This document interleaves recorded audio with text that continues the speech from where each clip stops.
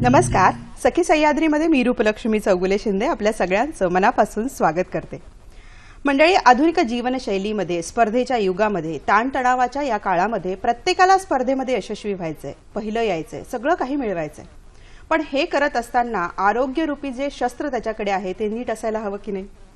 मग हे आरोग्य नीट असायला हवं असेल तर मग आहाराचं नियोजन हेही व्यवस्थित असणं आवश्यक आहे. बरोबर आहे. आधुनिक जीवनशैलीमध्ये तरुणांचा, या जीवनशैलीमुळे तरुणांवर जो परिणाम होतोय त्या परिणामामुळे आहारावर होणारा जो मुख्यत्वे परिणाम आहे, या विषयावर आज आपल्याला जाणून घ्यायचं आहे. आहार आणि आरोग्य या आपल्या सदराअंतर्गत. तेव्हा या विषयावर आपल्या मनातले जे काही प्रश्न असतील थेट आमच्यापर्यंत येऊ द्या. या सर्व प्रश्नांना उत्तर देण्यासाठी आम्ही आमंत्रित केलेलं आहे. त्याआधी संपर्कासाठी जे दूरध्वनी क्रमांक आहेत ते लिहून घ्या. 24908050 24988050. मुंबई बाहेरील प्रेक्षक आणि मोबाईलवरनं संपर्क साधण्यासाठी 022 या एसटीडी कोडचा आपण वापर करू शकता. या विषयावर माहिती देण्यासाठी आम्ही ज्या तज्ज्ञांना आमंत्रित केलेलं आहे त्या आहेत प्रज्ञा मोघे जोशी. प्रज्ञा मोघे जोशी ह्या master in food science and nutrition आहे. त्यात त्यांनी शिक्षण घेतलेलं आहे. मुलुंड येथे मागील 3 वर्षापासून स्वतंत्रपणे समुपदेशनाचं त्या कार्य करत आहेत. तेव्हा त्यांच्याकडनं या विषयाच्या अंतर्गत आपण माहिती घेणार आहोत. तरुण म्हटल्यानंतर इथे आम्ही मुख्यत्वे 18 ते 40 वर्ष वयोगटाचा विचार करणार आहोत. तेव्हा तुमच्या मनातले प्रश्न थेट आमच्यापर्यंत येऊ द्यात. आता कार्यक्रमाला सुरुवात करते. नमस्कार. सखी सह्याद्रीमध्ये मनापासून आपलं स्वागत करते. आपण जेव्हा तरुणांचा, या आधुनिक जीवनशैलीमध्ये बदलणाऱ्या जीवनशैलीचा तरुणांच्या आहारावर जो परिणाम होतोय त्याविषयी मुख्यत्वे आज बोलणार आहोत. त्यात सगळ्यात आधी प्रश्न मनामध्ये हा येतो की जर आपण 18 ते 25 असा सुरुवातीचा वयोगटाचा जर विचार करायचा ठरवला तर या वयोगटामध्ये शिक्षण आणि त्यामुळे बिझी शेड्यूल हा तरुणांमध्ये हल्ली आपल्याला फार मोठ्या प्रमाणात सगळा भाग बघायला मिळतो. आणि मग त्यामुळे जेवणाच्या वेळा ह्या नियमित असूच शकत नाहीत असं चित्र आपल्याला दिसतंय. हल्ली तरुणांना त्यामध्ये रसही नाहीये, जास्तीत जास्त बाहेरचं खाण्यात येतं. हा जो सगळा बदललेला परिणाम आहे त्यामुळे तरुणांच्या तब्येतीवर होणारे जे दुष्परिणाम आहेत, सुरुवातीला मला वाटतं आपण त्याच्यावर थोडंसं बोलूया. नक्कीच. 18 ते 25 हा जर एज ग्रुप धरला तर मुला मुलींसाठी एक पोस्ट ग्रॅज्युएशनचा पिरियड पकडला जातो, जेव्हा बेसिक शिक्षण झालेलं असतं आणि त्याच्यानंतर कॉलेजेसच्या वेळाही वाढलेल्या असतात. एज्युकेशन हे ग्रॅज्युएशन पर्यंत एक हाफ डे असतं, पण त्याच्यानंतर तुम्ही पोस्ट ग्रॅज्युएशन करायला गेलात किंवा अजून काही वेगळं करायला गेलात तर ती कॉलेजची वेळही वाढलेली असते, लेक्चर्स वाढलेली असतात, सकाळी लवकर जायचं असतं, रात्री लेट होतात, सबमिशन असतात. या सगळ्यामुळे खायला प्यायला झोपायला सगळ्याला लेट होतो. सकाळी लवकर जायचं असतं त्यामुळे ब्रेकफास्ट स्किप होतो. त्याच्यानंतर दुपारचं जेवण डबा नेला तर ठीक, नाही नेला आणि लेक्चर्स असतील तर ती एकची वेळ टळून जाते. 2, 3, 4 जेव्हा लेक्चर संपतात तेव्हा ते जेवण, आणि जेवणाला सुद्धा पोळी भाजीचा डबा नेला तर ठीक, नाही तर कॅन्टीन मध्ये जे जंक फूड मिळेल ते. मुख्यत्वे कॉलेज गोईंग मुलांचं तर असं लक्षात येतं की डबा न्यायचाच नसतो कॅन्टीन मधलं. आणि हे तर सगळ्यात चुकीची गोष्ट आहे, कारण तुम्ही ब्रेकफास्ट नाही करत आहे, लंच प्रॉपर नाही करत आहे, मग सगळ्यात सोप्पा आणि सगळ्यात आवडता वेळ येतो की जे संध्याकाळी कॉलेज सुटल्यावर बाहेर जायचं आणि मग जे समोर दिसेल ते जंक फूड खायचं. कारण बाहेर पडलं कॉलेजच्या की मग इतकी भूक लागलेली असते, दिवसभरात प्रॉपर जेवण काही खाल्लं गेलेलं नसतं, त्यामुळे बाहेर पडलं की इतकी भूक लागलेली असते की मग समोर जे दिसेल ते. आणि आताचं अट्रॅक्शन तर जंक फूड हे झालेलंच आहे, त्याच्यामुळे तिकडे चुकीचं खाल्लं जातं. मग तिकडे खाल्लंय, मग रात्री यायला लेट, मग जेवायला लेट, कारण झोपायचं उशिरा असतं, सबमिशन असतात. तिकडे लेट, ह्या सगळ्यामुळे आहारावर खूप दुष्परिणाम होतात. तुमचं इकडे कम्प्लीट न्यूट्रिशन जात नाही, बॉडी खूप वेळ स्टार्वेशनला जाते आणि इथनच ह्याच वयापासून तुमची हेल्थ डिट्रॉइट व्हायला सुरुवात होते. अगदी बरोबर आहे. कारण तिकडेच तुमच्या न्यूट्रिशनची डेफिशियन्सीची सुरुवात होते आणि तिकडेच तेव्हापासून जे आपल्याला 40 नंतरचे जे आजार दिसतात ते आजकाल आता 20तच दिसायला लागलेले आहेत. ह्या सगळ्याची सुरुवात अशी होते. अगदी बरोबर आहे. आणि त्यामुळे तुमच्याकडनं आम्हाला ही जी चुकीची सुरुवात झालेली आहे ती जरा नीट करून घ्यायची आहे. आमचे जे तरुण प्रेक्षक हा कार्यक्रम बघत आहेत आवर्जून त्यांना विशेष मॅडम ज्या काही न्यूट्रिशनचा चार्ट देणार आहेत तेही आपण अवश्य बघायला हवाय. मला वाटतं मॅडम आपण त्या चार्टकडे येण्यापूर्वी काय तब्येतीमध्ये बिघाड होतो आणि शेवटी आपलं रुटीन, आपली तब्येत किती महत्वाची आहे थोडक्यात जरा आमच्या तरुण मंडळींना सांगा, मग आपण त्या चार्टकडे येऊया. नक्कीच. मी मगाशी म्हटल्याप्रमाणे डेफिशियन्सीज हा खूप महत्वाचा आणि इकडे खूप मोठा रोल प्ले करतो. कारण इथनच सगळी सुरुवात जी होते ती होते. सगळ्यात पहिली गोष्ट म्हणजे आयर्न डेफिशियन्सी होते. मुलींमध्ये ही प्रकर्षाने जाणवते कारण मेनार्चला स्टार्ट झालेलं असतं. 18-19 वर्षानंतर प्रॉपर पिरियड्स यायला सुरुवात झालेली असते. त्याच्यामुळे त्याच्यात ब्लड लॉस होत असतो. त्याच्यात जर तुम्ही कम्प्लीट न्यूट्रिशन किंवा आयर्नची डेफिशियन्सी झाली तर ती तिथपासून जी सुरुवात होते ती कायमस्वरूपी राहते. हा मेन ॲनेमिया हा एक आत्ता मुलींमध्ये होणारा म्हणजे जो दुष्परिणाम आहे तो बॅलन्स डाएट नसल्यामुळे दिसायला लागतो. Calcium deficiency, vitamin D deficiency ह्या आजकाल अतिशय नवीन नवीन आलेल्या आहेत आणि आजकाल प्रत्येक 10 मुलांमध्ये किंवा 10 लोकांमध्ये 8 जणांना तुम्ही चेक केल्यावर व्हिटॅमिन डी डेफिशियन्सी ही येतेच. आणि असंही नाहीये की व्हिटॅमिन डीचा सोर्स मी म्हटलं व्हेजिटेरियन लोकांसाठी फक्त सूर्यप्रकाश आहे, पण तरीही नॉन व्हेजिटेरियनसाठी लोकांसाठी मध्ये पण येते.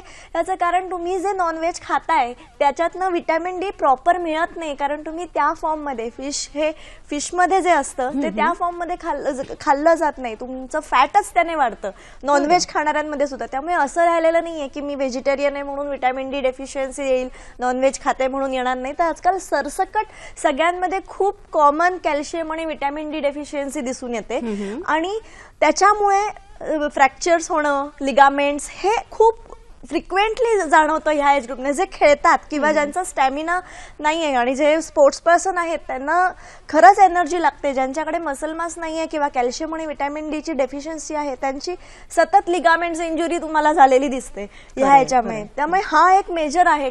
आयर्न झाला, कॅल्शियम, व्हिटॅमिन डी. त्याच्यानंतर मुलींमध्ये होणारा हार्मोनल चेंजेस हाही एक सगळ्यात मोठा प्रकार आपल्याला दिसून येतो. त्याच्यामध्ये आजकाल परत नवीन नवीन होणारे हार्मोनल चेंजेस मध्ये पीसीओडी हेही आजकाल खूप कॉमन झालेलं आहे. ह्या 18 ते 25 वयोगटामध्ये इरेग्युलर पिरियड्स, त्याच्यामुळे होणारे मुलींवर म्हणजे त्या हार्मोनल चेंजेस हेही बॉडीवर खूप मोठ्या प्रमाणात इफेक्ट करतात. आणि हार्मोनल चेंजेस हे फक्त मुलींमध्ये नाही तर मुलांमध्येही ह्याचा खूप परिणाम होतो. मुलांमध्ये सगळ्यात महत्वाचं मी म्हणेन की त्यांची स्ट्रेस लेवल आणि त्यांचा लाईफस्टाईलचा एक भाग जी व्यसन आपण त्याच्याकडे पण येणार आहोत. पण मुलांमध्ये बघायला गेलं तर हार्मोनल चेंजेस हे ह्याच्यामुळे येतात आणि मुलींमध्ये ऑलरेडी ते येतच असतात. त्याच्यामुळे ते अजून लाईफस्टाईलने खराब होतात. खरंय मॅडम, इथे थोडं थांबवते. आपण पीसीओडीचा उल्लेख केला. बऱ्याच आमच्या प्रेक्षकांना ह्या कन्सेप्ट क्लिअर नसतात. थोडंसं आपण सविस्तर त्याला सांगू शकतो का की काय प्रॉब्लेम? पीसीओडी म्हणजे पॉलिसिस्टिक ओव्हरियन डिसऑर्डर असं म्हणतात त्याला. हा हार्मोनल चेंजेसचा प्रकार आहे. ह्याच्यामुळे आपल्या मी पूर्ण टेक्निकल मध्ये जात नाही, पण ह्याच्यामुळे पिरियड्स इरेग्युलर होणं आणि त्याचा एंड परिणाम असा होतो की त्याने तुमचं वेट वाढायला सुरुवात होते. मुलींमध्ये ही ओबेसिटी होण्याचा प्रकार किंवा ॲक्ने प्रॉब्लेम, स्किन खराब होणं, ॲक्ने प्रॉब्लेम, सगळ्यात पहिला त्याच्यात फरक म्हणजे इरेग्युलर पिरियड्स आणि त्याच्यानंतर होणारा ॲक्ने प्रॉब्लेम किंवा हर्सुटिझम, केस वगैरे येतात चेहऱ्यावर, तो एक मोठा प्रॉब्लेम होतो. आणि त्याचा तिसरा महत्वाचा हे हार्मोनल चेंजेस वेट वाढवायला खूप इफेक्टिव्ह आहेत. म्हणजे त्याच्यामुळे वजन वाढतं आणि त्याच्यामुळे ओबेसिटी होते. हा मुलींमध्ये दिसणारा अगदी भेडसावणारा आत्ताच्या ह्या एज ग्रुपमध्ये खूप महत्वाचा प्रश्न आहे. कॉमन झाला आणि हल्ली तो. बरोबर आहे. याविषयी अधिक माहिती घेणार आहोत. तत्पूर्वी आपल्याला फोन आलेला आहे. गोरख रोकडे बोलतायत पालघरवरनं. बोला मॅडम. नमस्कार. नमस्कार. माझी मुलगी 6 वर्षाची आहे. तिचं वजन सध्या 14 किलो आहे आणि तिचा वजन वाढण्यासाठी आपण आहारात काय बदल करू शकतात का? गोरखजी, आपण आज खरं तर तरुणांचा म्हणजे 18 पासून ते 40 वर्ष वयोगटाचा विचार करणार आहोत. आमच्या मागच्या भागामध्ये आम्ही लहान मुलांच्या संदर्भामध्ये चर्चा केलेली आहे, तरी पण थोडक्यात मला वाटतं मॅडम तुमचं समर्थन करतील, प्रश्नाचं उत्तर देतील. काय सांगू शकतो मॅडम? सगळ्यात पहिली गोष्ट, तिने आहारात प्रोटीन्स वाढवायला पाहिजेत. प्रोटीन्स म्हणजे मी परत एकदा सांगते, दूध, दही, ताक, चीज, पनीर, कडधान्य, डाळी, उसळी ह्या फॉर्म मध्ये तिच्या प्रत्येक आहारात गेलं पाहिजे. मांसाहार करत असेल तर अंडी, मच्छी, मटण, चिकन जे काय घेत असेल ते घ्यावं. तिला 4 वेळेला जेवायला द्यावं. एका वेळेला भरपूर देण्यापेक्षा व्हरायटी ऑफ फूड द्यावं. ज्याचा कंटाळा येतो किंवा जी भाजी खात नाहीये ती वेगवेगळ्या फॉर्ममध्ये, म्हणजे पराठा म्हणा, त्याच्या पुऱ्या म्हणा, ह्या फॉर्ममध्ये करून द्यावं, जेणेकरून न्यूट्रिशियस पण जाईल आणि तिला आवडेल असंही ती खाईल. या अर्थाने तिचं वजन वाढवायला सुरुवात करावी. ती बारीक आहे म्हणून तिला फक्त तळलेले पदार्थ आणि फॅटी फूड देऊन वजन वाढवू नये. दिसण्यापेक्षा तिचं वजन कसं हेल्दी दृष्टीने वाढेल ह्याच्यासाठी मी सांगितलेले प्रोटीन्सचे कुठला ना कुठला तरी घटक तिच्या प्रत्येक जेवणात गेला पाहिजे. सकाळचा ब्रेकफास्ट, लंच आणि डिनर हे तिचं प्रॉपर झालं पाहिजे. दिवसाला 1 ते 2 फळं द्या. फळं जर अख्खी खात नसेल तर मिल्कशेक फॉर्म मध्ये द्या, त्यानेही वजन वाढू शकेल.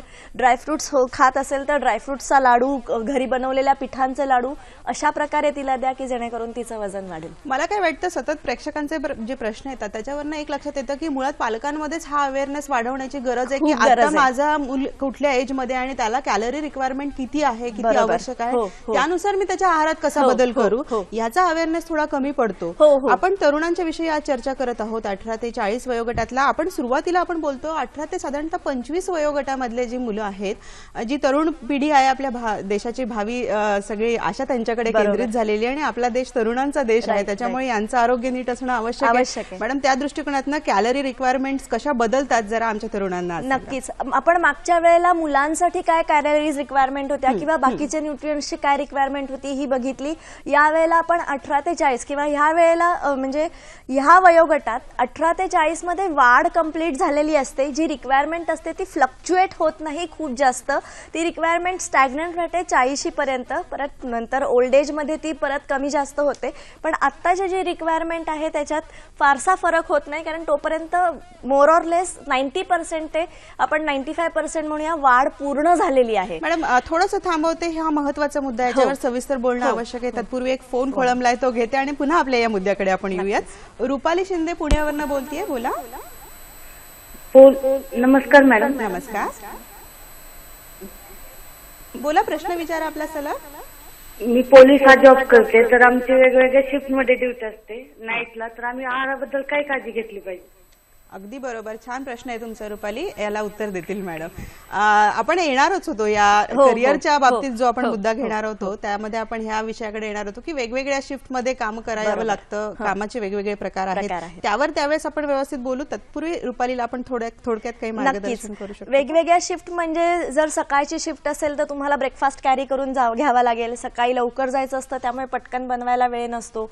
मग सकाळी जर दुपारचा डबा जर तुम्ही घेऊन जात असाल पोळी भाजीतला, तर त्यातलीच एखादी पोळी तुम्ही ब्रेकफास्टला घेऊन जायची. ब्रेकफास्ट स्किप करायचा नाही आणि रोजचा ब्रेकफास्टही बाहेरचा तेलकट खायचा नाही. इडली चालेल, डोसा चालेल, कॅन्टीनमध्ये मिळत असेल तर उपमा चालेल, वेगवेगळ्या भाज्यांचे पराठे तुम्ही मिळत असतील तर घ्या, नाहीतर म्हणजे पराठे किंवा पोळी भाजी मधली एक पोळी सकाळी ब्रेकफास्टला घेऊन जा, किंवा मग ब्रेड, अंड खात असाल तर एक सँडविच वगैरे करून पटकन करून घेऊन जाता येईल असा ब्रेकफास्ट, आणि पोळी भाजीचा लंचचा डबा हा कॅरीच करायचा. दुपारची शिफ्ट असेल तर सकाळी जेवून जायचं आणि मग एखादं मध्ये फळ कॅरी करायचं, चणे, कुरमुरे, ड्रायफ्रुट्स म्हणा, घरी बनवलेला एखादा लाडू, खाकरा ह्याच्यामधलं काहीतरी कॅरी करायचं. रात्री जर रात्रीची शिफ्ट असेल तर परत रात्रीचं जेवून जायचं किंवा पोळी भाजीचा डबा घेऊन जायचा. मध्ये मध्ये ग्रीन टी म्हणा, बार्ली वॉटर म्हणा, लेमन ज्यूस म्हणा, म्हणजे जर गरम प्यायचं असेल तर शक्यतो चहा कॉफीपेक्षा मग तुम्ही ग्रीन टी किंवा हॉट लेमन वॉटरकडे वगैरे पुढे जा की जेणेकरून ते तुम्हाला टवटवीत पण ठेवेल, पण जास्त कॅफिनेटेड आणि हे असं काही पोटात जाणार नाही. आणि एखादं फळ मध्ये ठेवायचं, वाटल्यास शेंगदाणे गुळ मध्ये बरोबर खायला ठेवायचं, की रात्री सारखं मंच काहीतरी करावंसं वाटतं, मग अशा वेळेला काहीतरी हेल्दी ऑप्शन्स ठेवायचे. बरोबर आहे, अगदी बरोबर आहे. मला वाटतं आपण बाहेर जेव्हा खाण्याविषयी बोलतो ना, त्यावेळेस बाहेरचं खात असतानाही आपल्याकडे चॉईस आहे, त्यात आपण काय चांगलं खाणार आहोत ही चॉईस तर आपल्याकडे नक्कीच आहे. त्यामुळे तशा पद्धतीने आपण विचार करायला काही हरकत नाही.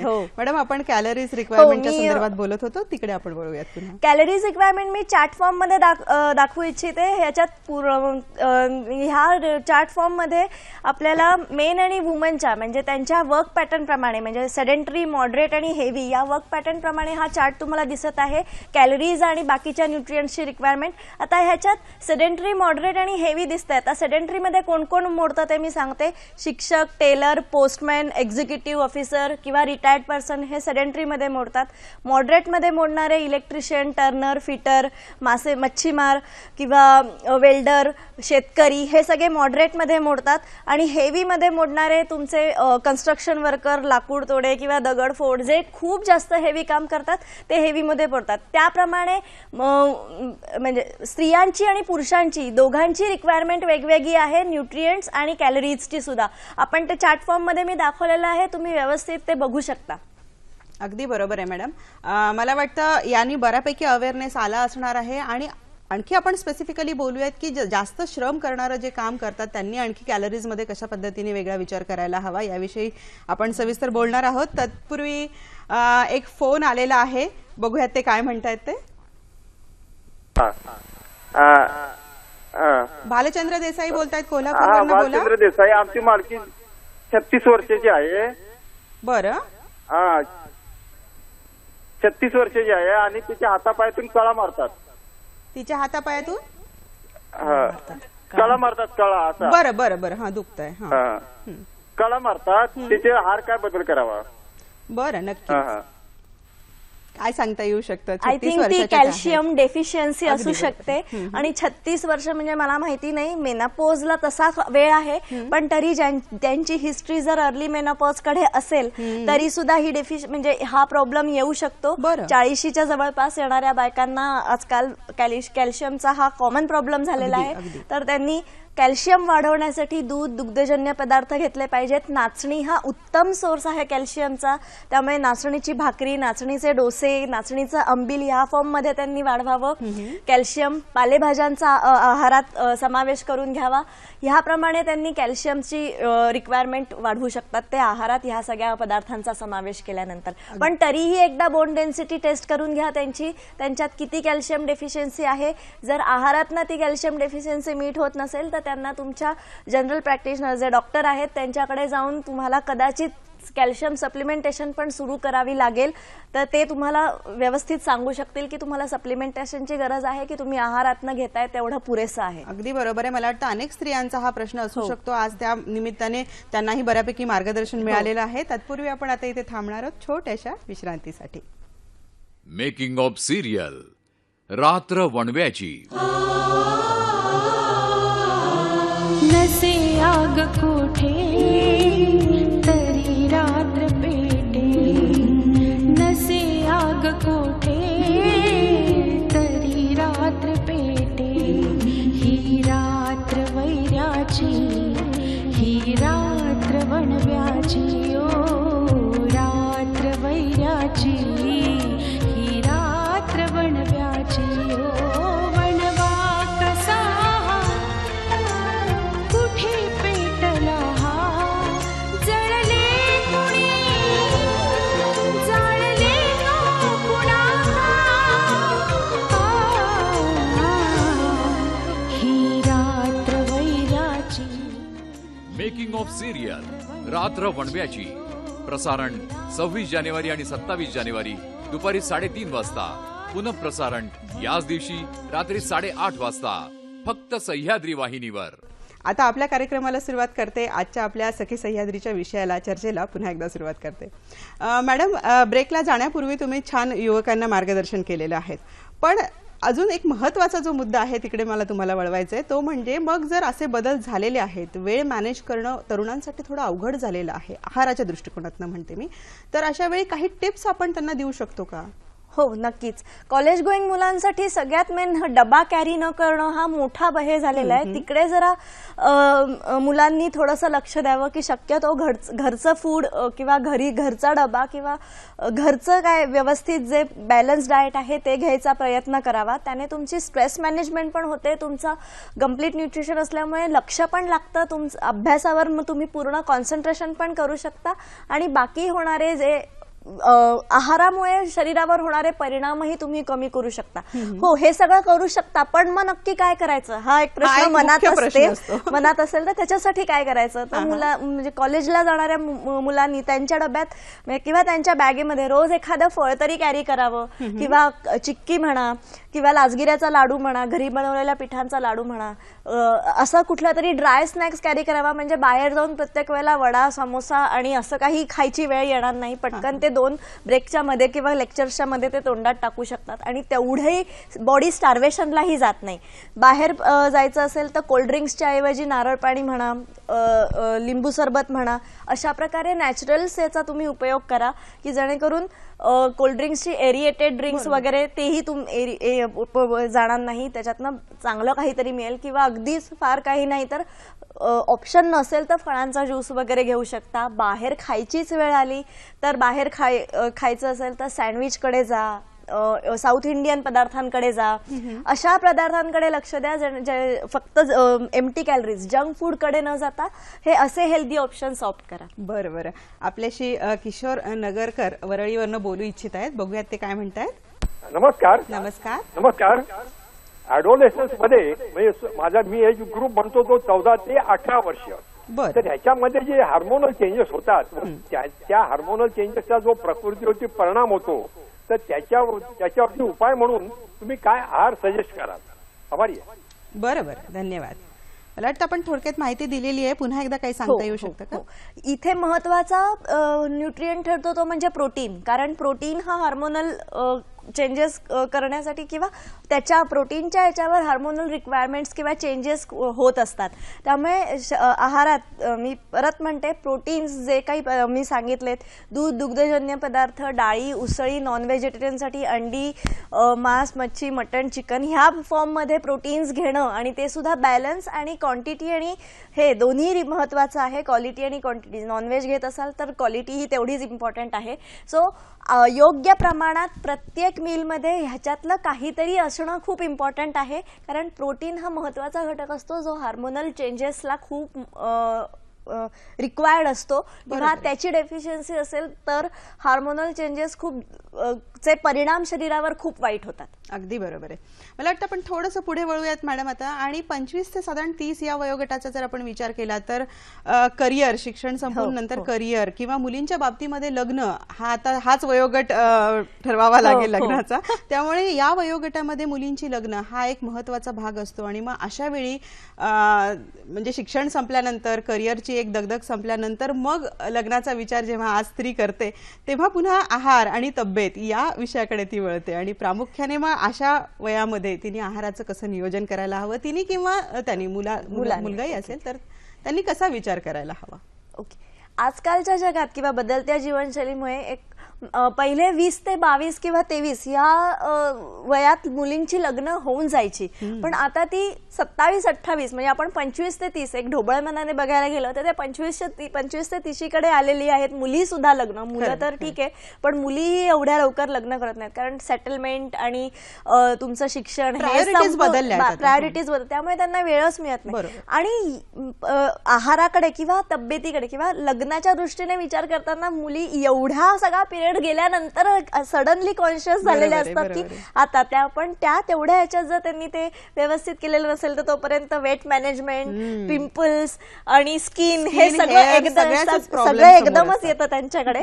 त्याच्यामुळे हा एक खूप मोठा बदल आहे. म्हणूनच अशा वेळेला ज्यांना पटापट वेट म्हणजे लग्नासाठी ज्या वेळेला त्या जाग्या होतात त्यावेळेला वेट हा मोठा इश्यू त्यांच्यासाठी ठरलेला असतो. त्यावेळेला मी परत सांगेन क्रॅश डाएट न करता त्यांनी बॅलन्स डाएट घेऊन, भले तुम्ही कॅलरी वाईज डाएट हे कार्बोहायड्रेट वाईज डाएट कमी घ्या, पण बाकी सगळे न्यूट्रिएंट्स कंप्लीट घेऊन तुम्ही डाएट केलं तर ते वेट लॉससाठी उपयोगी पडेल आणि ते परमनंट आणि स्टॅग्नंट असेल आणि कुठल्याही प्रकारचा शरीरावर दुष्परिणाम न होता तुम्ही वेट लॉस कराल. पण थोड्या वेळात भरपूर वजन कमी करायचं आहे म्हणून बॉडी स्टार्वेशनला जाऊन आणि क्रॅश डाएट करून वेट लॉस केलात तर अगदी ते महत्त्वाचा मुद्दा आहे चुकीचं तो. आहे. आणि मला वाटतं याच्यावर विशेषत्वाने बोलणं गरजेचं आहे. जसं आपण लहान मुलांच्या बाबतीतही बोललो तसंच ह्या तरुणांच्या बाबतीमध्ये जो अघोरी प्रकार आहे त्या बाबतीत बोलूया. तत्पूर्वी एक फोन आलेला आहे आपल्याला नाशिकवरून. नितीन कोरेगावकर बोलतायत. नमस्कार. हॅलो, माझं नाव नितीन कोरेगावकर आहे. मी नाशिकहून बोलतोय. बोला. तरुण वयामध्ये आरोग्य केसांची आणि त्वचाची कशी काळजी घ्यावी, म्हणजे हल्ली तरुण वयामध्येच जास्ती आपलं एज दिसतं. बरोबर आहे नितीनजी, याच विषयावर आम्ही आता चर्चा करत होतो. मला वाटतं तोच मुद्दा आपण पुढे नेऊयात. त्यांनी अगदी योग्य प्रश्न विचारलेला आहे.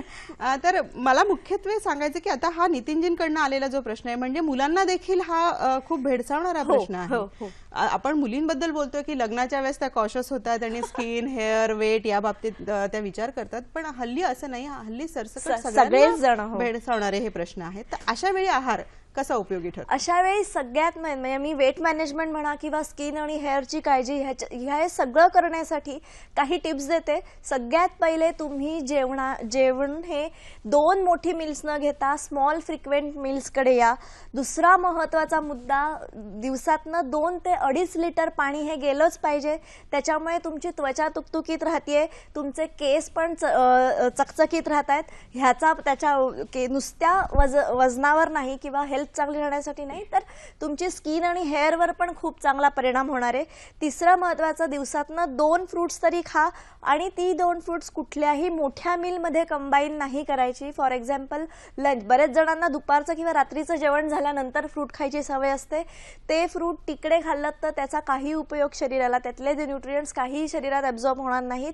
2 मील्सच्या मध्ये म्हणजे ब्रेकफास्ट किंवा लंचच्या मध्ये किंवा दुपारचं जेवण आणि रात्रीच्या जेवणाच्या मध्ये एक सिंगल मील म्हणून फ्रुट्सचा उपयोग करा आणि तेव्हा ते घेत जा. पालेभाज्यांचा इंटेक हा आठवड्यातून कमीत कमी 4 ते 5 वेळा, मी तर म्हणेन रोज कुठल्या तरी एका जेवणात पालेभाज्यांचा समावेश असलाच पाहिजे, पण अगदी रोज नाही तर आठवड्यातून 4 वेळा तरी पालेभाज्यांचा वापर आपल्या जेवणात असायला हवा. आणि शक्यतो रात्रीचा, कारण रात्री ते पचायला जड पदार्थ किंवा जास्त स्टार्ची फूड घेण्यापेक्षा ते पचायला हलकं जातं आणि त्यामुळे दुसऱ्या दिवशी पोट पण साफ राहायला मदत होते. बरोबर. पालेभाज्यांचा समावेश पाहिजे. सगळ्यात महत्वाचं, तुमचं 3/4 कॅलरीचं डिव्हिजन करताना 3/4 कॅलरी कन्झम्पशन हे तुमचं संध्याकाळी 5 पर्यंत कंप्लीट झालं पाहिजे. आणि जे आत्ताच्या जीवनशैलीत एक्झॅक्टली उलट होतं, दिवसभर अगदी कमी होतं आणि रात्री घरी उशिरा गेल्यानंतर एकच जेवण रात्रीचं असतं, त्याच्यामुळे भरपेट जेवतो. हा एक खूप मोठा तुम्हाला चेंज करावा लागणार आहे. त्यासाठीच्या काही टिप्स मी नंतर देईन, पण हे 3/4 कॅलरी कन्झम्पशन हे संध्याकाळी 5 पर्यंत कंप्लीट व्हायलाच पाहिजे. त्याच्यानंतर महत्वाचा मुद्दा म्हणजे प्रोटीन इंटेक. मी म्हटलं त्याप्रमाणे ॲटलिस्ट 3 मोठ्या मील म्हणजे ब्रेकफास्ट, लंच, डिनरमध्ये सांगितलेल्या प्रोटीन घटकांमधलं काहीतरी एक तरी प्रत्येक मीलमध्ये असलंच पाहिजे. आणि सकाळी ब्रेकफास्ट म्हणजे सकाळी उठल्यानंतर 2 तासाच्या आत ब्रेकफास्ट घ्यायला पाहिजे, कारण तेव्हा तुमचा शरीरातली रिक्वायरमेंट किंवा BMR हा सगळ्यात जास्त असतो. त्याच्यामुळे तिकडे जर तुम्ही बॉडी एम्प्टी ठेवलीत उठल्या उठल्या तर ते सगळ्यात मोठा चुकीचं असू शकतं. त्यामुळे सकाळी उठल्यावर 2 तासाच्या आत जेवायला पाहिजे आणि रात्री झोपायच्या आधी 2 तास तरी जेवलं पाहिजे. ह्या 2 महत्वाचं. आणि रोज अर्धा तास कुठली ना कुठली तरी एक्सरसाइज करणं हे अतिशय महत्वाचं. बरोबर आहे. आहाराच्या बरोबरीने ही पण महत्वाची टिप तुम्ही दिलेली आहे. आपल्याला एक फोन आलेला आहे. कीर्ती कुमार वर्तक बोलतायत वसईवरून. नमस्कार. नमस्कार. नमस्कार. साधारणपणे IT फील्डमध्ये जी लोक काम करत असतात त्यांच्या कार्यालयीन वेळा ठरलेल्या नसतात आणि प्रचंड प्रमाणामध्ये त्यांच्या खाण्यापिण्याची हयगय होत असते. अशा वेळेला आरोग्य टिकवणं हे फार मोठं ज्वलंत प्रश्न असतो त्यांचा. बरोबर आहे. अशा वेळेला त्यांना काही प्रोटीन, अगदी शॉर्ट अँड स्वीट असं, अगदी थोडक्यात असं, परंतु जास्तीत जास्त त्यांना प्रोटीन मिळू शकेल अशा प्रकारचं काही आपण सुचवू शकाल काय? बरोबर, नक्कीच, धन्यवाद. मला वाटतं खूप छान आहे आणि ह्याच अशाच प्रकारच्या टिप्स लोकांनाही आपल्याकडनं अपेक्षित आहे असाव्यात. त्यामुळे अशा प्रकारे शॉर्टमध्ये थोडक्यात आम्ही कॅरी पण करू शकतो किंवा बाहेरही आम्हाला इझिली अवेलेबल होऊ शकतं चांगलं असं प्रोटीन युक्त असं काय आम्ही सगळ्यात पहिले अगदी छोटं मध्ये मध्ये काही खायचं असेल तर सगळ्यात पहिले ड्रायफ्रुट्स लक्षात घ्या. ड्रायफ्रुट्स मध्येही काळ्या मनुका, अंजीर, बदाम, खजूर ह्याचा समावेश करणं. एक छोटासा डब्बा कॅरी करून घेऊन जायचा किंवा सत्तू पिठाचा लाडू, मुगाचा लाडू. ज्यांना आता लाडू म्हटलं की जे वेट कॉन्शियस आहेत ते लगेच विचार करतात अरे गोड किती, गोड काय खायचं. पण तुम्ही ते न खाता दुसरं काही खाल्लं तर त्याच्यातनं जास्त कॅलरीज मिळणार आहेत. त्याच्यापेक्षा एक छोटा घरी बनवलेला मुगाच्या पिठाचा लाडू, जसा बेसनाचा करतो त्याप्रमाणे मुगाचं पीठ भाजून आपण जसा लाडू करतो गुळातला, तसा ड्रायफ्रुट्स घातलेला लाडू हा सुद्धा एक उत्तम उपाय असू शकतो. चणे दाणे गुळ, शेंगदाणे गुळ अशा प्रकारे तुम्ही कॅरी करू शकता आणि जे पटकन होऊ शकतं. किंवा दाण्याची चिक्की म्हणा, डाळीची चिक्की म्हणा, एखाद दुसरा पटकन ते एखाद दुसरा पीस तोंडात टाकला तरी तेवढ्यापुरती एनर्जी पण मिळते आणि तो प्रोटीन पण पोटात जातं. गुळामधनं आयनही मिळतं. सो असे छोटे छोटे काही ते तुम्ही स्मॉल टिफिन्स तुम्ही असे कॅरी करू शकता की जे प्रोटीन रिच आहेत, हेल्दी आहेत आणि त्याच्यासाठी वेगळा वेळ काढावा लागत नाही. बसल्या जागी तुम्ही खाऊ शकता. बरं. आणि बाहेर हल्ली काहीतरी प्रोटीन बार वगैरे अशा प्रकारच्या गोष्टी न्यूट्री बार वगैरे मिळतात. हा, टू सम एक्सटेंड ते पण घ्यायला हरकत नाही. कारण आजकाल ते व्यवस्थित सगळे न्यूट्रिएंट्स आणि सगळे ह्याच्यात मॉडिफाय केलेले असतात. सिरियल बार येतात, प्रोटीन बार येतात, घ्यायला काही हरकत नाही एखादा बार तो. कारण तोही एक ते मधली मील जी म्हणतो सिंगल मील, ते तेवढी कॅलरी रिक्वायरमेंट इथे नक्कीच मिळू शकते. आज आपण चर्चा करत आहोत आधुनिक जीवनशैलीचा तरुणांच्या आहारावर कसा दुष्परिणाम होतोय आणि त्यावर आपण काय उपाय करू शकतो या विषयावर माहिती देत आहेत प्रज्ञा मोघे जोशी. चर्चेला पुन्हा सुरुवात करते. मॅडम, ब्रेकला जाण्यापूर्वी तुम्ही व्यवस्थित आणि सविस्तर आम्हाला माहिती देत आहात, पण या काळातला सगळ्यात हल्ली भेडसावणारा आणखी एक महत्त्वाचा प्रश्न म्हणजे ओबेसिटी. म्हणजे हल्ली मुलांमध्येही जाणवतो आणि तरुणांमध्येही जाणवतो. मग जो आपण मगाशी चर्चा करत होतो की लग्न करायचंय म्हटल्यानंतर मग ती मुलगी खडबडून जागी होते आणि आता मला वजन कमी करायचंय वगैरे असे प्रश्न तिच्या समोर येतात. हा प्रश्न हल्ली आधुनिक जीवनशैलीमुळे फार मोठ्या प्रमाणात भेडसावत असताना एकदम आम्ही खूप त्या काळामध्ये एकदम खूप डाएट करायचं आणि मग वेट लॉस करायचं, ह्याचे होणारे दुष्परिणाम काय आहेत तेही आम्हाला सांगा. आणि मग ही ओबेसिटी कमी करण्यासाठी काय आम्ही बदल करू शकतो आमच्या आहारामध्ये, दैनंदिन आमच्या जीवनशैलीमध्ये, त्याबद्दल नक्कीच. ओबेसिटी किंवा वेट वाढणं ह्याच्यासाठी फक्त तुमची लाईफस्टाईल हा एवढाच म्हणजे मुद्दा नसतो. त्याच्या बरोबरीने बरेच काही फॅक्टर्स रिस्पॉन्सिबल असतात. महत्वाचा म्हणजे तुमच्या एज आणि हाईट रिलेटेड तुमचं वाढणारं वेट आहे का ते बघणं खूप महत्वाचं आहे. त्याच्यानंतर तुमचा बीएमआय म्हणजे बॉडी मास इंडेक्स, ऍक्टिव्हिटी किंवा ओबेसिटी मेजरमेंट पॅरामीटर आपण म्हणतो. त्याची रेंज आहे 18 ते 24. हे तुमचं नॉर्मल, ह्या रेंजमध्ये तुमचा बीएमआय असेल तर तो नॉर्मल असतो, म्हणजे तो माणूस ओबेज नसतो असं आपण म्हणून चालूया. तर किंवा 24 पेक्षा जास्त असेल तर 24 ते 26-27 पर्यंत जो असतो तो थोडा स्लाइटली ओव्हरवेट असतो. आणि 30 पेक्षा पुढचे जे असेल, ज्याचा बीएमआय 30 पेक्षा जास्त असेल तो ओबेज कॅटेगरीमध्ये मोडतो. सो हे बीएमआयची आहे. त्याच्यानंतर महत्वाचं आहे बीएमआर म्हणजे basal metabolic rate, metabolism rate तुमचा. म्हणजे हे म्हणजे काय, तर तुमच्या ज्या per day kilo calorie consumption असतं तो म्हणजे तुमचा बीएमआर असतो. आणि तो बीएमआर डिफर होतो याचं कारण तो तुमच्या एज आणि हाईटच्या रिलेटेड जर नसेल, म्हणजे तेवढा असला पाहिजे, पण तो जर वेट जास्त असेल तर तुम्हाला तेवढ्या किलो कॅलरीजचं कन्झम्पशन थोडं कट करावं लागतं. ह्याचं कारण तुमची ऍक्टिव्हिटी पण तेवढी नसते की जेवढा तो बीएमआय रिक्वायर आहे किंवा जेवढ्या कॅलरीज आहेत त्या बर्न करतील. त्याच्यामुळे जेव्हा वेट लॉस करायचं असतं तेव्हा जेवढ्या बीएमआर, तेवढा कॅलरीज किंवा तेवढा बीएमआर आहे त्याच्यापेक्षा थोडं कमी कॅलरीजचं फूड घ्यावं लागतं. सो बीएमआर, त्याच्यानंतर तुमचं क्लायमेट, हेही खूप महत्वाचा मुद्दा आहे की उष्ण प्रदेशात तुम्ही काय खाताय, थंड प्रदेशात काय खाताय, ह्युमिड आणि आहारामध्ये होणार आहे त्याविषयी मला वाटतं आपण बोलूयात. मॅडम, तत्पूर्वी आपल्याला एक फोन आलेला आहे. रवींद्र कुडाळकर बोलतायत नाशिकवरून, बघूयात ते काय म्हणतायत. नमस्कार. माझे 3 प्रश्न आहेत मॅडम.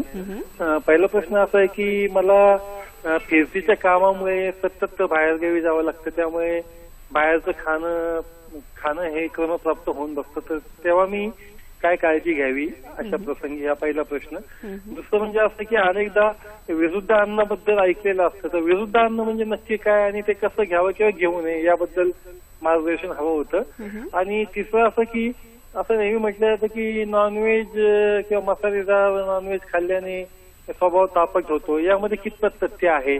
धन्यवाद. बरं, धन्यवाद रवींद्रजी.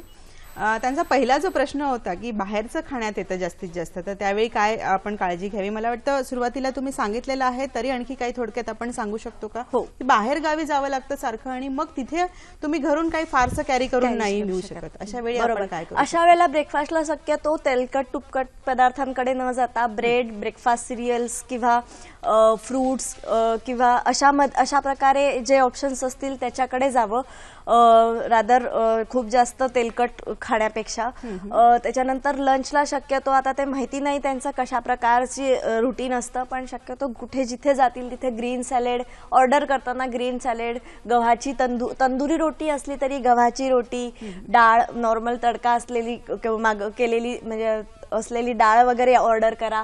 खूप जास्त मलईदार किंवा अगदी मसालेदार भाज्या ऑर्डर न करता व्हेजिटेबल किंवा जर नॉनव्हेज असतील तर नॉर्मल ग्रेव्हीतलं चिकन असं ऑर्डर करून खाल्लं तरी चालेल.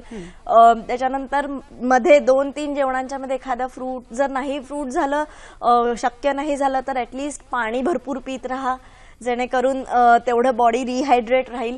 आणि रात्रीचं जेवण शक्यतो हलकं ठेवायचं, खूप जास्त हेवी जेवणाकडे जायचं नाही, कारण बाहेर गेलात की हेवी मीटिंग्स आणि तुमचे बफे स्प्रेड वगैरे असतील तर त्याच्यातही हेल्दी ऑप्शनकडे ऑप्ट करा. सॅलेड, रोटी, सब्जी, डाळ ह्याच्याकडे ऑप्ट करा रादर दॅन गोइंग फॉर खूप हेवी काही खाण्यापेक्षा. बरोबर आहे. म्हणजे साधं अन्न आणि सहज पचेल असं अन्न खाण्याकडे बाहेर गेल्यानंतर आपला कल असावा, थोडक्यात असं सांगता येऊ शकतं आपल्याला. त्यांनी विरुद्ध अन्नाचा पण एक मुद्दा काढलेला होता. बरेच असं म्हणतात की फळ दूध एकत्र घेऊ नये किंवा अशा अनेक गोष्टींच्या बाबतीमध्ये विरुद्ध अन्न असं म्हटलं जातं. असं सेवन होऊ नये, करू नये शक्यतो, पण अनेक पदार्थ आपल्याला तसे दिसूनही येतात. मग शेवटी याच्यातलं काय तथ्य आहे आणि आम्ही कशा पद्धतीने याचा विचार करायला? न्यूट्रिशनचा विचार केला गेला तर विरुद्ध अन्न अगदीच तुम्ही मिल्कशेक्स, आम्ही न्यूट्रिशन मध्ये मिल्कशेक घ्यायला काही प्रॉब्लेम नाही, फक्त कुठल्या प्रकारचा मिल्कशेक घेताय, म्हणजे ज्याच्यात खूप जास्त ऍसिडिक फूड आहे, फ्रूट आहे, ते तुम्ही जर दुधाबरोबर मिक्स केलं तर त्याच्यात जे केमिकल रिएक्शन होते ती अवॉइड करण्यासाठी, म्हणजे तुम्ही पायनॅपल मिल्कशेक घेऊ शकत नाही, कारण त्याच्यातले जे एन्झाईम असतं ते खूप स्ट्रॉंग आहे, जे ते मिल्कला कर्डल करू शकतं, म्हणून ते नाही घ्यायचं. पण चिक्कू किंवा केळं किंवा ऍपल हे तुम्ही दुधात न घ्यायला हरकत नाही, कारण त्याची एन्झाईम्स एवढी दुधाला अफेक्ट करत नाहीत. त्याच्यामुळे अशा प्रकारचा मिल्कशेक, परत मी तेच म्हणेन की कुठलं फळ मिल्क मध्ये मिक्स करताय, हे मिल्कशेक बद्दल झालं. अजून विरुद्ध अन्न म्हणजे आय थिंक ह्याच बद्दल म्हणायचं असेल की फळं आणि दूध किंवा असं अनेक किंवा नॉनव्हेज मध्ये बघायला गेलं तर बरेच जण असं म्हणतात की चिकन किंवा हे घेतल्यावर ताक किंवा दही खाऊ नये, हे एक बरेचदा मी ऐकते. तर अशा वेळेला दही किंवा ताक आणि चिकन खाल्ल्यानंतर मध्ये जर तुम्ही पोळी किंवा भात खात असाल तर काही हरकत नाही घ्यायला नंतर, कारण बरेचदा तुम्ही नॉनव्हेज करताना दह्यामध्ये मॅरिनेशन केलेलं दिसतं, बनवलं जातं, तर असं त्याने काही फरक पडत नाही. कारण हा एक विरुद्ध अन्नामध्ये हा एक खूप महत्वाचा मला विचारलेला प्रश्न असतो. तर अशा वेळेला तुम्ही मध्ये पोळी किंवा भात खाताय म्हणजे काहीतरी सिरियल्स जात आहेत, मग त्याच्यानंतर तुम्ही पातळ ताक घ्यायला काही हरकत नाही. अच्छा, मसालेदार पदार्थ किंवा नॉनव्हेज ह्याचा अतिसेवन केल्यानंतर स्वभावामध्ये बदल होतो का? थोड्याफार प्रमाणात ते तथ्य आहे, कारण असं म्हणतात ना की जास्त तामसी वृत्ती होते ती जास्त मसालेदार किंवा जास्त नॉनव्हेज खाल्लं तर होते, असं म्हटलं थोडं तथ्य आहे, राईट. कारण तुम्ही जेवढं सात्विक अन्न खाता तेवढा तसा तुमचा स्वभाव आणि तशी तुमची आतली एन्झाईम्स ही क्रिएट होत असतात, तशी स्त्रवत असतात. त्याच्यामुळे तुम्ही कशा प्रकारचं अन्न खाताय, मी न्यूट्रिशनशी रिलेटेड सांगते, ती एन्झाईम्स किंवा ते हार्मोनल चेंजेस तुम्ही काय खाताय ह्याच्यावरनं स्त्रवत असतात आणि त्याच्यावरनं तुमची वृत्ती बदलत असते. तुम्ही जितकं मसालेदार आणि जितकं फॅटी फूड आणि जितकं ऑइली फूड खाल त्याप्रमाणे तुमचे एन्झाईम्स चेंज होऊन तुमचा तसा तापट स्वभाव होतो. अगदी खरं. आणि जेवढं तुम्ही शांत किंवा आपण दूध, फळं, भाज्या ह्या प्रकारे तेवढा तुमची बॉडी शांत राहते आणि त्याचा रिॲक्शन तुमच्या वृत्तीवर किंवा स्वभावावर येतं. अगदी बरोबर, असा त्याचा उपयोग आहे. आपल्याला फोन आलेला आहे. संध्या वाघ बोलतायत आपल्याशी. Hello madam. हा बोला. मी संध्या वाघ बोलते, अंधेरी मरोदहून. मला युरिक ऍसिड जास्त वाढलेलं माझ्या शरीरात. म्हणजे आधी सांगतात प्रोटीन्स खा वगैरे म्हणून, आणि डाळी वगैरे प्रोटीन्स खाल्ल्यानंतर समजा चिकन वगैरे, तर त्याच्यामुळे माझ्या शरीरात खूप म्हणजे 2 to 7 पॉईंट पाहिजे, तर माझ्या शरीरात 11 पॉईंट झालेले आहे जवळजवळ. आणि त्याच्यामुळे माझा म्हणजे कुठलाही गॅप असेल आपल्या गुडघ्यात म्हणा किंवा मानेत म्हणा, जिथे असेल तिथे तो गॅप साठत जातो. आणि त्याच्यामुळे मला खूप वेदना वगैरे होतात, चालायला पाय आखडतात वगैरे किंवा काय. तर काय याच्यावर काय उपयोग होईल? आणि पालेभाजी खाल्ली ना समजा पालक वगैरे किंवा काय, तर मला अक्षरशः पोटात पण म्हणजे तोडतं ऍट ए टाइम व्हॉमिटिंग होतं आणि मोशन सुद्धा चालू होतात. ऍट ए टाइम तिन्ही क्रिया चालू होऊन जातात. मी म्हणजे पालेभाज्या खाऊच शकत नाही किंवा काय. मला काही सांगू शकणार किंवा काय? बरं, नक्कीच संध्याताई, याच्यावर आपल्याला मार्गदर्शन मिळणार आहे. वाटतं हा प्रश्न ना बऱ्याच जणांना विचारताना मी बघितलं की पालेभाज्या खाल्ल्यानंतर विशेषत्वाने त्रास होतो. म्हणजे हा काय प्रकार असू शकतो? नाही, पालेभाज्या नाही, युरिक ऍसिड वाढल्यावर डाळी आणि उसळी ह्याच्यावर खूप रिस्ट्रिक्शन येतं. आणि डाळी उसळींबरोबर जे रिस्ट्रिक्शन येतं ते नॉनव्हेजवर पण येतं. म्हणजे जे नॉनव्हेज खातात त्यांनाही युरिक ऍसिड वाढलं की रिस्ट्रिक्शन येतं. त्याच्या अशा वेळेला प्रोटीन तर हवंय, पण डाळी उसळी किंवा नॉनव्हेज खाऊ शकत नाहीये. मग तुम्ही कुठल्या फॉर्म मध्ये खाल तर दूध, दही, ताक ह्या फॉर्म मध्ये तुम्हाला प्रोटीन वाढवायला पाहिजे. आणि युरिक ऍसिड वाढलं की पालक, त्या म्हणाल्या ते बरोबर आहे, पालक, टमॅटो, स्पेसिफिकली पालक खाल्ल्याने तुम्हाला होऊ शकतं. कारण युरिक ऍसिड जेव्हा वाढतं किंवा कुठल्याही प्रकारचा म्हणजे गॉल ब्लॅडर स्टोन किंवा असा काही असेल, किडनी स्टोन असेल, तरीही पालक आणि टमॅटो हा नका खाऊ सांगतात. रादर टोमॅटोच्या बिया काढून मग टोमॅटो खा सांगतात. त्यामुळे ह्या पदार्थांवर रिस्ट्रिक्शन येतं. पण बाकी चवळी म्हणा किंवा शेपू म्हणा ह्या भाज्या खाऊन युरिक ऍसिड फार म्हणजे फरक पडेल असं वाटत नाही. पण मग तरीही पडत असेल तर शक्यतो मग सूप फॉर्म मध्ये घेण्याचा प्रयत्न करा. पालक सोडून बाकी सूप फॉर्म किंवा मग पराठा फॉर्म मध्ये घेण्याचा प्रयत्न करा. किंवा मग भरपूर फायबर रिच फळं खा. फळं खाऊनही तुम्हाला फायबर मिळेल. त्यामुळे संत्र, मोसंब, पपई ह्यासारखी फळं जास्तीत जास्त घेण्याचा प्रयत्न करा. अगदी बरोबर आहे. तुम्ही खूप छान मार्गदर्शन केलेलं आहे.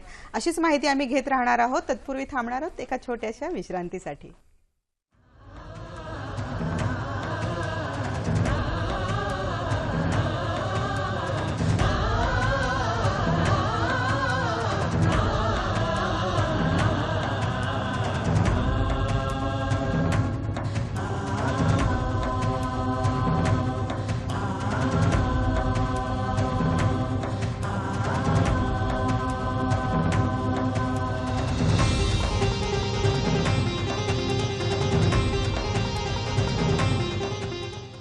दूरदर्शन सह्याद्री वाहिनी सादर करत आहे महिला सक्षमीकरणावर आधारित नवी मालिका रात्र वणव्याची 26 जानेवारी पासून. मॅडम, ब्रेकला जाण्यापूर्वी आपण छान सांगितलं. मला वाटतं विरुद्ध आहारावर आपण मगाशी बोललोत. एक प्रश्न त्या अनुषंगाने मनात आला की बऱ्याचदा असं म्हटलं जातं की रात्री भात खायचा नाही किंवा पांढरे पदार्थ, व्हाईट पदार्थ खायचे नाहीत.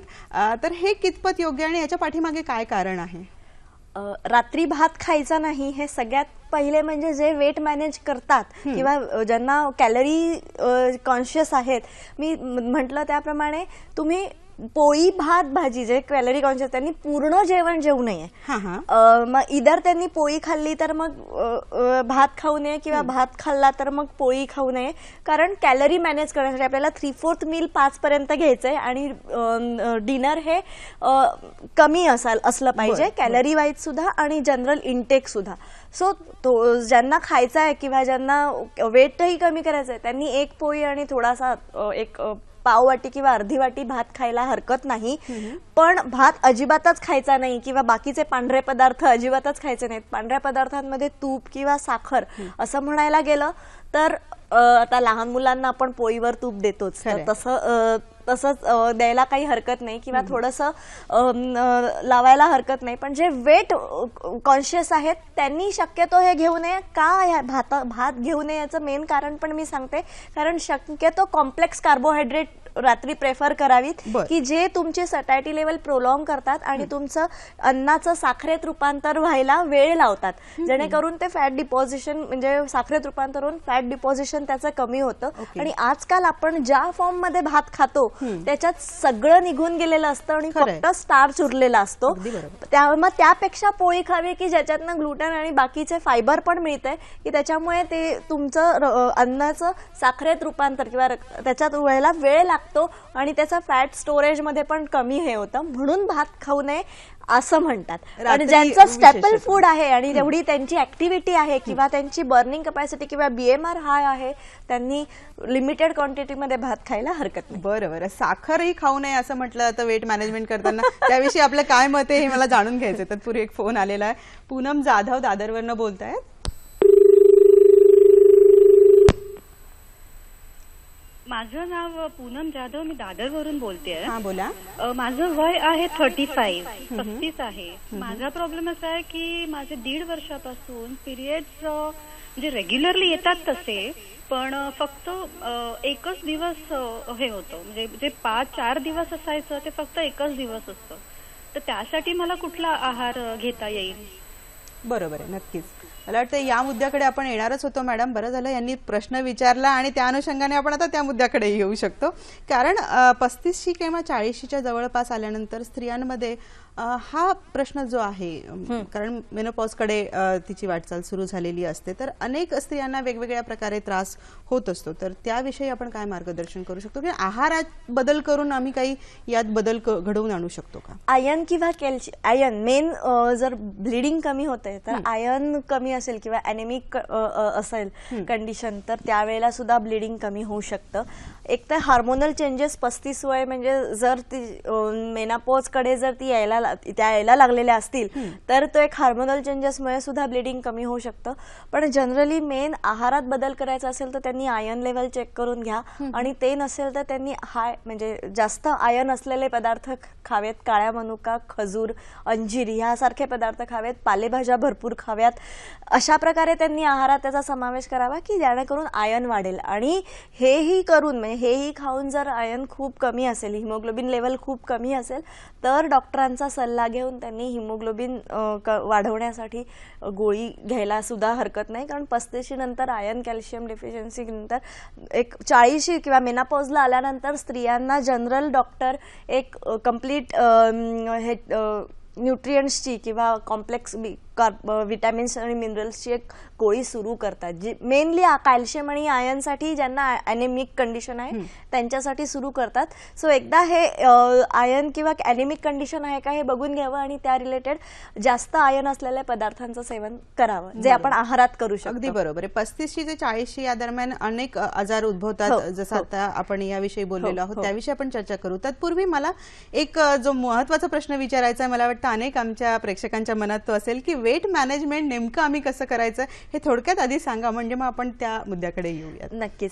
वेट मॅनेज करताना म्हणजे मला बऱ्याच जणांचा असा प्रश्न असतो की आम्हाला माहिती आहे की हे सगळं करायचं आहे पण म्हणजे खूप डिफिकल्टीज येतात. मग त्या डिफिकल्टीज येतात म्हणजे काय येतं की सगळ्यात पहिली गोष्ट ते असे कन्सेप्ट असतात की डाएट मील हे पॅलेटेबल नसतं.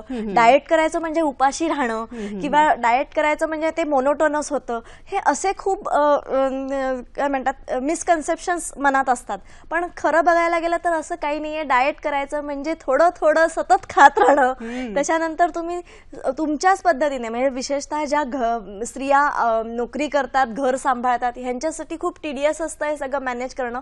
पण तुम्ही तुमचंच काम घरात सोपं करून घेतलं की ज्या सुट्टीच्या दिवशी पटकन मी मागे म्हटल्याप्रमाणे काही तयाऱ्या करून ठेवल्यात, काही वाटणं करून ठेवलीत किंवा भाज्यांचं प्लॅनिंग करून ठेवलं तर तुम्हाला ते मील प्लॅनिंग केल्याने घेणेही सोपं जातं आणि तुम्ही काही हेल्दी रेसिपीज सुद्धा डाएटच्या करू शकता. फॉर एक्झाम्पल ओट्सचा उत्तप्पा झाला, ज्याच्यात तुम्ही ओट्सची पावडर करून ओट्सचा उत्तप्पा करू शकता, ओट्सचा उपमा सोया चंक्स घालून भाज्या घालून करू शकता, वेगवेगळ्या पिठांचे डोसे करू शकता, ढोकळे वेगवेगळ्या पिठांचे करू शकता.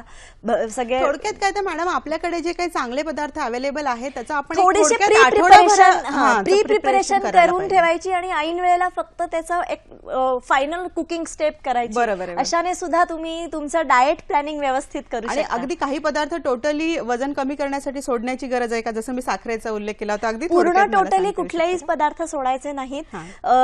मिनिमम रिक्वायरमेंट जी असते दिवसाची तेवढी ती गेलीच पाहिजे, कारण तेवढ्या त्याची रिक्वायरमेंट बॉडीला असते एनर्जीसाठी. इव्हन फॅट सुद्धा अगदी 0 ऑइल वापरून बनवायचं नाही. एक 10 ते 15 ग्रॅम फॅट म्हणजे ऑइल रोज घ्यायला हरकत नाही. त्याच्यामुळे अगदी नॉनस्टिकवर 0 ऑइल मी पूर्ण दिवस घेते. तर असंही न घेता रिक्वायरमेंट आहे तेवढं घेणं, एक्सेस न करता रिक्वायर्ड जेवढं आहे तेवढं नक्कीच घ्यायला. अगदी अगदी महत्वाचं तुम्ही माहिती दिलेली आहे. जाता जाता अगदी शेवटच्या आपल्या ह्याच्यामध्ये थोडक्यात अगदी, कारण विषय इतका मोठा आहे, वेळ कमी आहे.